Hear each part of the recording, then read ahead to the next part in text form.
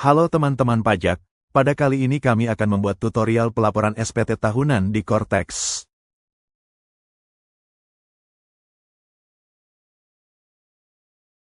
Isi IT pengguna dengan nik penanggung jawab, PIC, perusahaan baik direktur atau yang ditunjuk oleh perusahaan. Setelah itu masukkan kata sandi dan kode CAPTCHA lalu klik login. Karena login Cortex dilakukan dengan NPWP orang pribadi, maka untuk mengakses Cortex badan silakan melakukan impersonate akun. Impersonate NPWP badan yang berhasil ditandai dengan kalimat "You are currently impersonating user" pada bagian atas. Untuk mengakses menu SPT silakan pilih menu Tax Return kemudian pilih submenu Tax Return. Untuk membuat SPT silakan klik tombol Create Return. Untuk membuat SPT tahunan PPH badan silakan pilih pilihan sesuai dengan tampilan di layar serta sesuaikan dengan tahun pajak dan status pembetulan SPT yang akan disampaikan.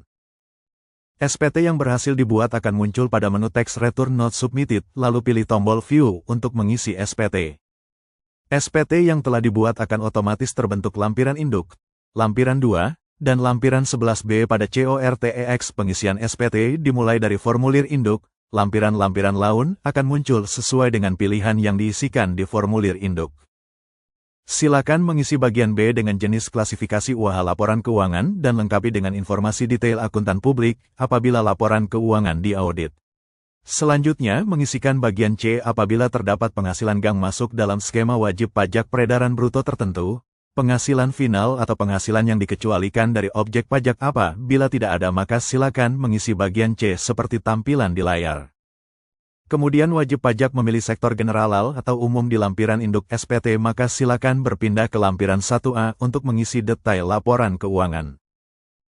Silakan mengisi komponen laporan laba rugi pada setiap komponen laba rugi, termasuk koreksi. Jika sudah lengkap klik tombol Save. Komponen laba rugi yang telah disimpan akan muncul pada bagian A. Jika laporan laba rugi sudah terisi maka scroll ke bawah untuk mengisi Statement of Financial atau neraca keuangan pada bagian B. Kemudian berpindah pada lampiran ke-8 mengisi jumlah peredaran bruto pada poin 1. Pengisian lampiran 8 ini untuk mengetahui penghasilan kena pajak dan jumlah PPH terutang yang mendapat fasilitas pasal 30E Undang-Undang PPH. Kemudian kembali ke induk untuk melengkapi bagian D apabila menggunakan fasilitas pasal 30E. Selanjutnya melengkapi induk bagian E silakan pilih Yes pada poin 13 apabila terdapat bukti potong yang dapat menjadi kredit pajak. Selanjutnya berpindah ke lampiran 3 untuk menginput detail bukti potong. Bagian A untuk bukti potong dalam negeri dan bagian B untuk luar negeri. Kemudian kembali ke induk untuk melengkapi bagian F jumlah PPH terutang yang masih harus dibayarkan akan muncul pada poin 17C. Selanjutnya melengkapi bagian G dan H dengan memilih pilihan yang sesuai dengan pertanyaan yang ditampilkan. Kemudian pada bagian I silakan melampirkan SPT yang dibutuhkan. Sebelum mengirim SPT, pindah ke lampiran 2 untuk mengisi daftar pengurus penanam modal, pernyataan modal, dan utang atau piutang pada afiliasi. Selanjutnya melengkapi bagian J untuk menceklis kalimat persetujuan dan mengisi jabatan penandatanganan SPT dan NPWP. Penandatanganan SPT akan terisi otomatis.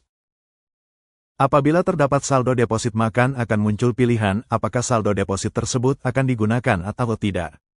Apabila status SPT kurang bayar, maka akan muncul pilihan apakah SPT akan dibayar menggunakan saldo deposit atau dengan kode billing.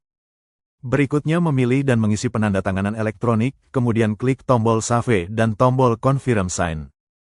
Selamat SPT berhasil disampaikan. SPT yang telah disampaikan akan muncul di menu Return Submit. Kawan pajak dapat mengunduh bukti penerimaan elektronik dan cetakan SPT yang telah disampaikan tersebut. Semoga bermanfaat. Sekian, terima kasih.